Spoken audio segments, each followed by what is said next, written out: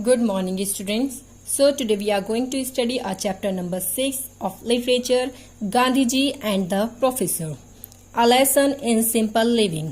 Simple living का lesson है गांधी जी और एक प्रोफेसर की। एक गांधी जी की लाइफ हिस्ट्री में से एक छोटा सा इंसिडेंट लिया गया है, उसके बारे में बताया है। उनकी प्रोफेसर से मीटिंग का कैसे हुआ था, क्या हुआ था, हम इसको पढ़ते हैं। आइए। The incident took place when Gandhi ji was living in Sevagram in Wardha. Wardha कोई जगह है जिसके अंदर सेवाग्राम नाम की कोई जगह है जहां पर गांधी जी रहा करते थे। ये वहां का एक छोटा सा इंसिडेंट है। One day a professor who had never met Gandhiji sought an appointment with him over the telephone. एक दिन एक प्रोफेसर जो गांधी जी से कभी नहीं मिला था, उसने फोन पर गांधी जी से एक अपॉइंटमेंट ली। The appointment was fixed for 11 o'clock the following day. अगले दिन की 11 बजे की अपॉइंटमेंट जो थी वो फिक्स हो गई। So the next day the professor set out for Varda. अभी अगले दिन क्या था, प्रोफेसर जो था वो वर्धा के लिए आता है। Well before time and arrived at Gandhi ji cottage when it was 10 minutes to 11। Professor जो है गांधी जी की कॉटेज पे बिल्कुल पहुंच जाता है जब 11 बजने में 10 मिनट होते हैं। However, he was disappointed to find the place quite deserted.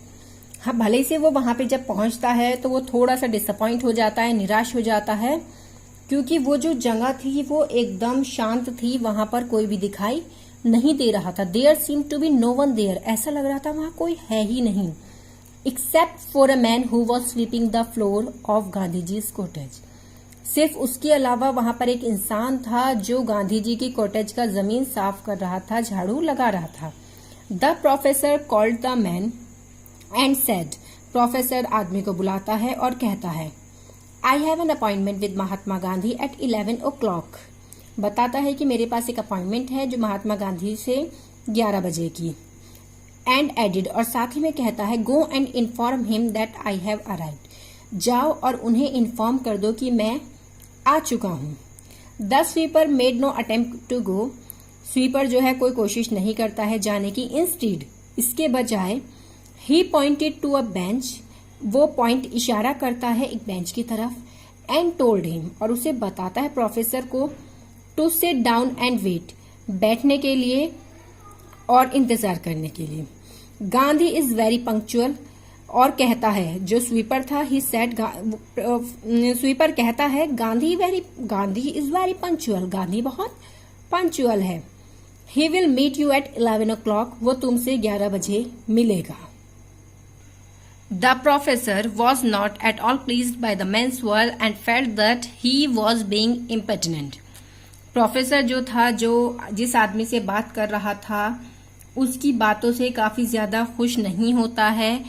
Even उसे ऐसा लगता है कि जैसे उसे गुस्सा आ रहा हो, काफी एरोगेंट हो, अपनी इंसल्ट सी भी महसूस करता है। And it also annoyed him that he referred to Mahatma Gandhi as merely as Gandhi. ये चीज भी उसे निराश करती है, ये चीज भी उसे नाराज करती है, गुस्सा दिलाती है कि उसने महात्मा गांधी को सिर्फ गांधी कह करके बुलाया है। Did you not hear me, he asked raising his voice. जो प्रोफेसर था, प्रोफेसर अपनी आवाज थोड़ी सी तेज करके बोलता है, क्या तुमने मुझे नहीं सुना है? I told you to go and tell Mahatma Gandhi that I am here. मैंने तुमसे कहा है कि जाओ और महात्मा गांधी को बताओ कि मैं यहाँ पर हूँ। हियरिंग दिस, ये सुनने के बाद, the sweeper replied, sweeper reply करता है, सर बिलीव मी, मुझ पर यकीन कीजिए, Gandhi is very punctual, Gandhi बहुत पंक्चुअल है। If he has given his word to meet you at 11 o'clock, he will be here exactly at 11। वो कहता है कि अगर गांधी ने आपसे कहा है कि वो मिलेंगे आपसे, अगर उन्होंने कहा है कि वो आपसे मिलेंगे 11 बजे, तो वो 11 बजे एग्जैक्टली 11 बजे ही वो यहाँ पर होंगे। Just as the professor was about to make a retort, जैसे ही जो प्रोफेसर था वो गुस्से में जवाब देने वाला था स्वीपर को, the man straighted up and coming up to the professor said, वो जो आदमी था जो झाड़ू लगा रहा था वो एकदम सीधा खड़ा हो जाता है और प्रोफेसर के पास आकर के कहता है, it is now exactly 11 o'clock sir, what can I do for you. अब एग्जैक्टली 11 बज चुके हैं। सर मैं आपके लिए क्या कर सकता हूँ? You are a most disrespectful man. वो कहता है कि तुम बहुत ज्यादा अभिमानी इंसान हो। Said the professor irritably. एकदम क्रोध से प्रोफेसर कहता है, गुस्से से कहता है, now you are asking me what you can do for me. अब तुम मुझसे पूछ रहे हो कि तुम मेरे लिए क्या कर सकते हो? Didn't I tell you to go and inform Mahatma Gandhi that I am here. क्या मैंने तुम्हें नहीं कहा था कि जाओ और महात्मा गांधी को इन्फॉर्म करो कि मैं यहाँ पे आ चुका हूँ? हियरिंग दिस, ये सुनकर, द मैन सेड दैट, जो आदमी जब से झाड़ू लगा रहा था वो कहता है, he had already been informed and added. उन्हें पहले से ही इन्फॉर्म कर दिया गया था, उन्हें पहले से ही पता था, और साथ में ही कहता है विद अ स्माइल, स्माइल के साथ कहता है, I hope I am not late for our meeting. मैं उम्मीद करता हूं कि हम अपनी मीटिंग के लिए लेट नहीं हुए हैं। दैट इज व्हेन, ये वो समय था, the professor realise that, professor को रियलाइज हुआ, the man who had been sweeping the room, वो इंसान जो जब से रूम को स्वीप कर रहा था, झाड़ू लगा रहा था, was no other than Mahatma Gandhi, कोई और नहीं था बल्कि खुद महात्मा गांधी थे। Filled with shame and embarrassment, he touched Gandhiji's feet and begged to be forgiven. शर्म से पूरा वो भर चुका था, शर्मसार हो चुका था, और एम्बेरसमेंट, उसे शर्मिंदगी भी हो रही थी। उसने फौरन गांधी जी के पैर पकड़ लिए और उनसे माफी मांगना शुरू कर दी।